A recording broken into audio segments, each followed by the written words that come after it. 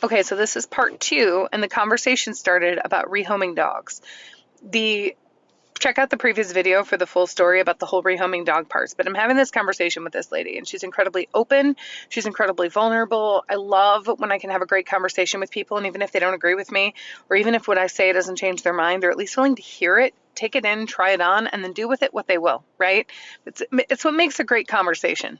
So anyway, we're sitting here talking about the whole rehoming dog thing, situation she agrees with, situation she doesn't agree with in her work with the rescue.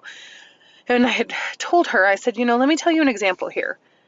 In real estate, when I've had team members, and recently I had to have this conversation with myself, but I've had to have conversations with team members. We have systems and processes, right? The average person looks at 10 homes nationwide, average, when they're purchasing a home, right? Some people come into it with this mindset that they need to look at like every home there ever was. And so ideally, you're educating them going into it, going, hey, the average person looks at 10 homes. If we do this right, we're eliminating the ones that don't make sense before we physically step in any homes. The more we look at it, actually complicates your search, blah, blah, blah, blah, blah, blah, all the things, right? Not because I don't want to show a million homes, but because I've watched what it does to people's search when I do show a million homes, right? So at some point, the idea is every time you go out with somebody, you're simply trying to make a difference in their experience.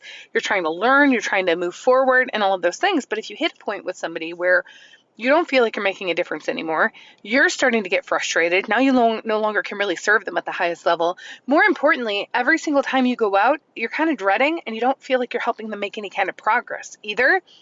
Maybe you're just not their realtor, right? You are their realtor. I understand. You have a signed buyer's agency agreement, etc.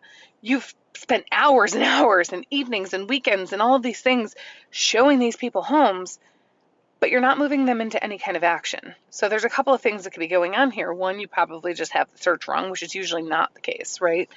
It's almost impossible because people can find stuff online and send it to you, whatever. Number two, you didn't educate them appropriately. I have a system and process, and my agents use that same system and process in place to make sure that wasn't going to be the problem.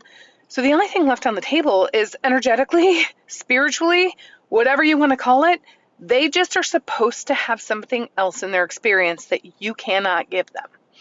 And the conversation would be like, well, oh my God, I have all these hours involved. I'm so afraid that I'm going to quit on them. And then the next house they go see, they're going to buy. And I'm like, maybe they will. But if you show them that house, they're not going to. So it's not for you to decide. You have to trust that the world is going to take care of you for all the work that you put into that person. There's other opportunities that come up that you show one. There's other opportunities, period, right? But number one, continuing to serve this person is going to continue to drag you down and exhaust you. So that's part of it. It's going to take away from all the other clients you serve and all